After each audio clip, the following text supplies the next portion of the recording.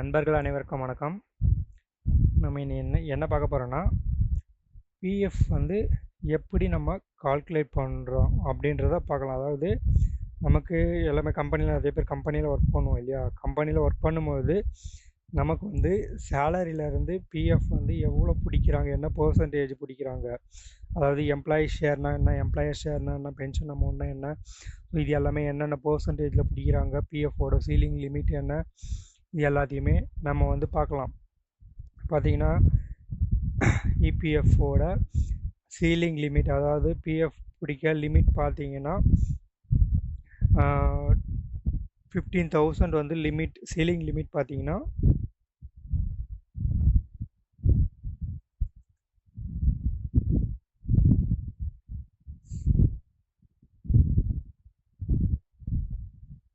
Ceiling limit பார்த்தீங்கன்னா 15,000.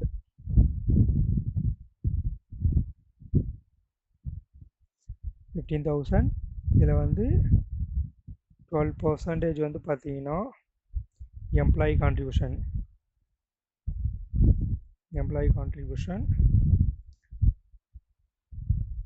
அதாவது இபிஎஃப்ஓன்னு சொல்லுவாங்க.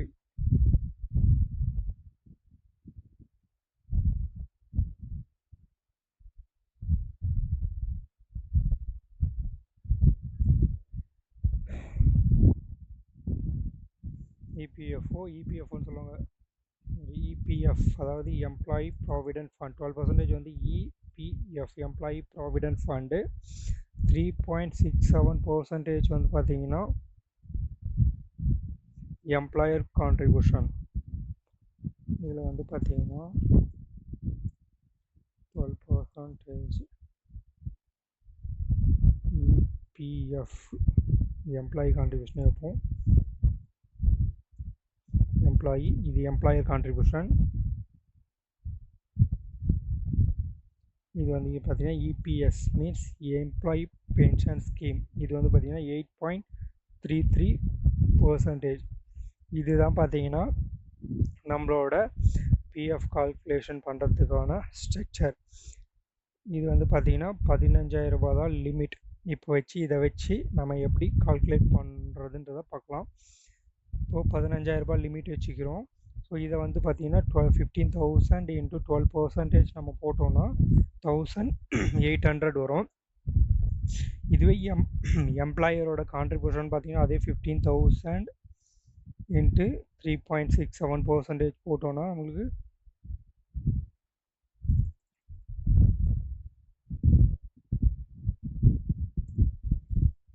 15,000 இன்ட்டு 3.67 இல்லைனா 15,000 இன்ட்டு 3.67%.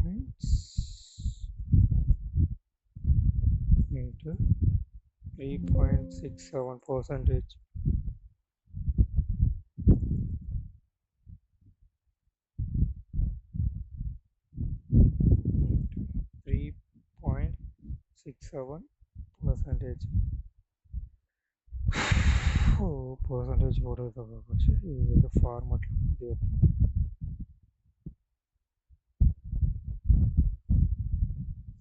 மேலே பர்சன்டேஜ் கொடுத்ததுனால நமக்கு அது மாதிரி எதுவும் வருது.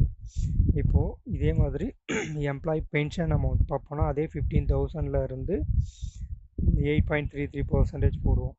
ஸோ நமக்கு இப்படி போட்டோன்னா நமக்கு வந்து பார்த்திங்கன்னா இப்படி தான் நமக்கு வந்து ஸ்ட்ரக்சர் பிஎஃபோட ஸ்ட்ரக்சர் வரும்.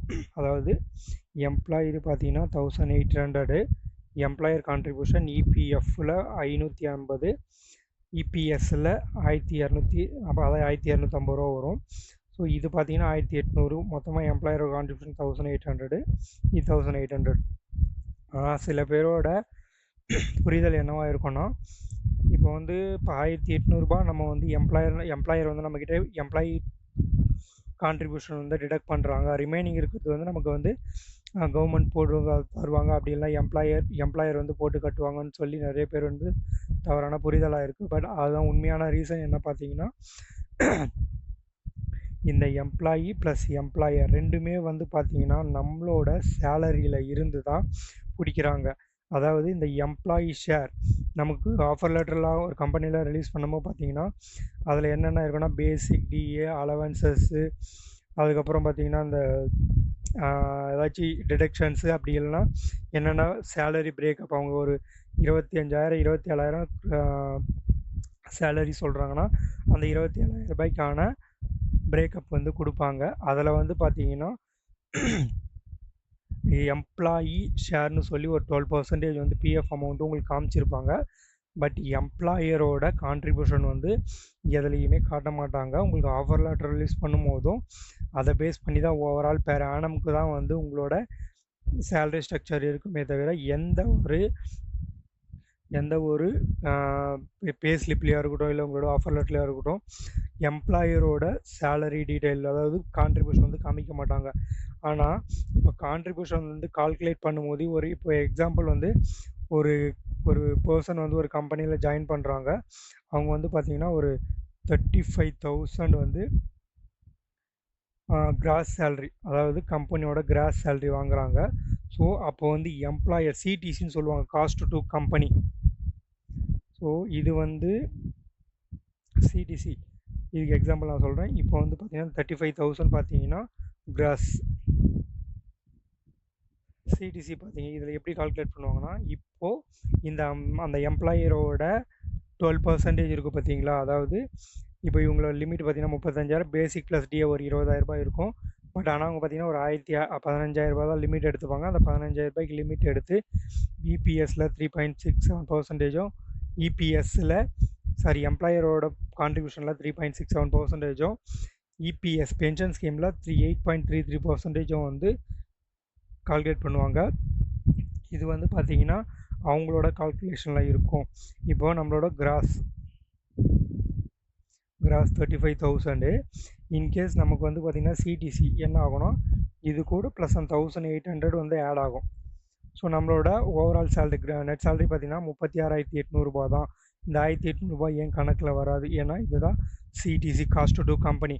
அதாவது எம்ப்ளாயிக்காக கம்பெனி பண்ணுற கம்பெனி இன்டெரக்டாக பண்ணுற எல்லாமே வந்து நமக்கு சிடிசியில் வரும். ஸோ இதுதான் வந்து ஃப்ரெண்ட்ஸ் வேரியேஷன். கிராஸ் வந்து உங்களுக்கு 35,000.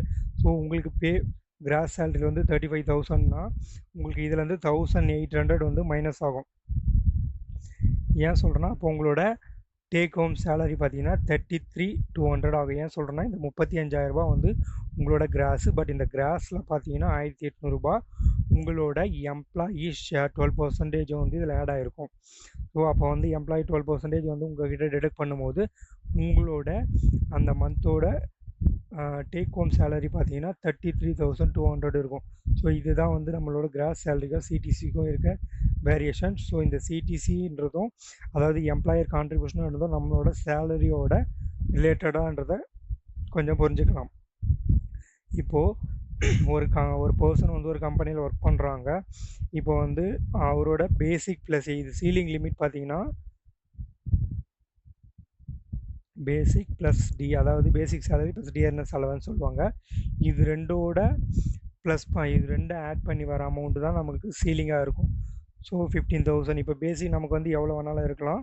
சில பேருக்கு பார்த்தீங்கன்னா பேசிக் ப்ளஸ் டிஏ வந்து பார்த்திங்கன்னா ஒரு 18,000 இருக்கலாம், 20,000 இருக்கலாம், மேபி எவ்வளோ வேணாலும் இருக்கலாம். பட் ஆனால் என்னென்னா இங்கே என்ன பேசிக் ரூல்னால் 15,000க்கு மேலே நம்ம எவ்வளோ வந்தாலுமே நமக்கு லிமிட் எவ்வளவோ அந்த சீலிங் லிமிட் எவ்வளவோ அந்த அமௌண்ட்டை தான் வந்து கான்ட்ரிபியூஷனுக்கு கால்குலேஷனுக்கு எடுத்துப்பாங்க. இதுவே ஒரு பர்சன் வந்து பார்த்திங்கன்னா மந்த்லி அவரோட பேசிக் ப்ளஸ் டிஏவே வந்து ஒரு 13,000 தான் வருது, இல்லை வந்து ஒரு 13,000 வருது, இல்லை ஒரு 12,500 ரூபா வருது அப்படின்னா அவரோட அந்த மந்தோட எம்ப்ளாயி கான்ட்ரிபியூஷன் 1,500 ரூபா இருக்கும். எம்ப்ளாயர் கான்ட்ரிபியூஷனும் 1,500 தான் இருக்கும். ஸோ ஆனால் வந்து அவங்க வந்து எம்ப்ளாயரில் தனியாகவும் பென்ஷனில் தனியாகவும் செலான் ஜென்ரேட் பண்ணுவாங்க. ஸோ இதுதான் ஃப்ரெண்ட்ஸ் வந்து பேசிக்கு. இப்போது இது வந்து டைரெக்டாக நம்மக்கிட்ட டிடெக்ட் பண்ணுறது, இது நம்மளோட கான்ட்ரிபியூஷன் ஆல்ரெடி சொல்லியிருக்கோம். இப்போ வந்து பார்த்திங்கன்னா அதுக்கான ஒரு பிஎஃபோட அதாவது பிஎஃப்பில் இருந்து டவுன்லோட் பண்ண நம்மளோட பாஸ்புக் பார்க்கலாம். இது வந்து பார்த்திங்கன்னா ஒரு பர்சனோட பாஸ்புக்கு. ஸோ இதில் வந்து பார்த்திங்கன்னா எந்தெந்த மந்த் எவ்வளோ கான்ட்ரிபியூஷன் போட்டிருக்காங்க. அது ரீசனாக பார்த்தீங்கன்னா இது இப்போ தான் இந்த ஜூலை மாதம் 8 மணி நாங்கள் வந்து டவுன்லோட் பண்ணது இது. இப்போ பார்த்தீங்கன்னா அந்த பர்சனுக்கு வந்து பார்த்தீங்கன்னா 15,000 தான் லிமிட். இன்கேஸ் அவரோட சேலரி பார்த்தீங்கன்னா பேசிக் ப்ளஸ் டிஏ வந்து பார்த்தீங்கன்னா 15,000 ரூபாய்க்கு மேலே போகும். அதனால் இபிஎஃப் வேஜஸ் எவ்வளோ எடுப்பாங்க பார்த்தீங்கன்னா 15,000 தான். இது வந்து பென்ஷன் அதாவது இது வந்து ப்ராவிடென்ட் ஃபண்ட் அமௌண்ட்டு, இது வந்து பென்ஷன் அமௌண்ட், ரெண்டுமே சேம் தான். இது வந்து வேஜஸ்ஸு, இது ரெண்டும் சேமாக தான் இருக்கும். இப்போ கால்குலேஷன் பார்த்தீங்கன்னா இந்த 15,000லேருந்து இங்கே வந்து பர்சன்டேஜ் பார்த்தீங்கன்னா 12% நம்ம அஷ்யூம் பண்ணிக்கலாம். இது வந்து 12%, இது 3.67%, இது 8.33%. நம்ம அப்படி எடுக்கும்போது பார்த்தீங்கன்னா இந்த இடத்துல 15,000லேருந்து நம்ம கால்குலேட் 15,000லேருந்து 12% கால்குலேட் பண்ணும்போது 1,800 ரூபா வரும். இதுலேருந்து 3.67%, அதாவது எம்ப்ளாயரோட கான்ட்ரிபியூஷன் பார்த்தீங்கன்னா 550 வரும். இதோட எம்ப்ளாயர் பென்ஷன் ஸ்கீம் பார்த்தீங்கன்னா 1,250 ரூபா வரும்.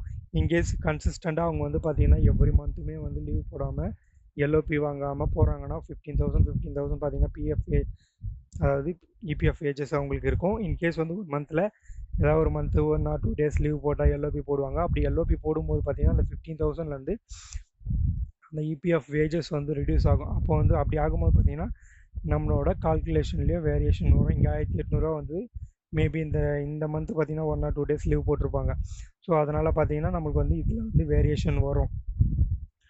ஸோ நமக்கு வந்து கவர்மெண்ட் சைட்லேருந்து எதுவுமே வந்து டபுள் பேமெண்ட் அதெல்லாம் வராது. ஒன்று நம்மளோட எம்ப்ளாயி கட்டுறது, இன்னொரு நம்ம சேலரியிலேருந்து எம்ப்ளாயர் பே பண்ணுறது. அது வந்து நம்மளோட கால்குலேஷன் எதுலேயுமே வராது. மீன்ஸ் உங்களுக்கு பிஎஃப், அதாவது உங்களோட சேலரி ஸ்லிப் கொடுப்பாங்க. அதுலேயுமே பார்த்தீங்கன்னா உங்களோட சேலரி ஸ்ட்ரக்சர் தான் இருக்குமே தவிர உங்களோட எம்ப்ளாயர் கான்ட்ரிபியூஷன் வந்து அதில் மென்ஷன் பண்ணியிருக்க மாட்டாங்க. இது வந்து காமனான ஒரு பேசிக்கான ஒரு ரூல் தான். இதுதான் ஃப்ரெண்ட்ஸ். நிறைய பேர் என்ன பண்ணுறாங்கன்னா நமக்கு வந்து பிஎஃப் வந்து கட்டுறாங்க கம்பெனி சைட்லேருந்து, நம்ம சைட்லேருந்து கட்டுவோம், கம்பெனி சைட்லேருந்து ஒரு அமௌண்ட் போடுவாங்க, டபுளாக வரும். ஈவன் நானுமே வந்து இந்த ஃபீல்டுக்கு அக்கௌண்ட்ஸ் வரதுக்கு முன்னாடி என்னோட மைண்ட் செட்டுமே அப்படி தான் இருந்தது. பட் வந்ததுக்கப்புறம் தான் தெரியுது. பட் நமக்கு இந்த சேலரி ஸ்ட்ரக்சர் எப்படி, நமக்கு எதில் இருந்து நமக்கு பிஎஃப் எப்படி கால்குலேஷன் பண்ணுவாங்க எல்லாமே இந்த ஃபீல்டுக்கு வந்ததுக்கப்புறம் தான் எனக்கு தெரிஞ்சது. ஸோ இதுதான் ஃப்ரெண்ட்ஸ் நம்மளோட பிஎஃப் கால்குலேட் பண்ணுறதுக்கான ஒரு பேசிக் ரூலு. இதை வந்து பார்த்துக்கோங்க நல்லா. நீங்கள் வந்து இன்கேஸ் நீங்கள் ஒரு கம்பெனியில் ஒர்க் பண்ணாலுமே உங்களோட அந்த பாஸ்புக்கை டவுன்லோட் பண்ணி நீங்களே ஒர்க் பண்ணி பாருங்கள். இங்கே நிறைய பேருக்கு என்ன டவுட் வேணால், ஏன் 15,000 போட்டிருக்காங்க, என்னோட பேசிக் ப்ளஸ் டிஏ பார்த்தீங்கன்னா 16,000 வரும் ப்ளஸ். பட் அதுக்கு எக்ஸிஸ்டிங் 15,000 ரூபாய்க்கு மேலே நீங்கள் எவ்வளோ வாங்கினாலுமே அவன் பேசிக் சீலிங் லிமிட் எவ்வளவோ அதுதான் எடுப்பாங்க. அதில் இருந்தால் நமக்கு வந்து எம்ப்ளாயியோட 12%, எம்ப்ளாயரோட 12% ஸ்ப்ளிட் அப் பண்ணி கால்குலேட் பண்ணுவாங்க. இதுதான் ஃப்ரெண்ட்ஸ். இந்த வீடியோ உங்களுக்கு பிடிச்சிருந்துன்னா உங்களோட ஃப்ரெண்ட்ஸுக்கு ஷேர் பண்ணுங்கள். இதை பற்றின பேசிக் டீட்டெயில் புரியாதவங்க நண்பர்கள் இருந்தால் அவங்களுக்கு சொல்லிக் கொடுங்க. Thank you friends.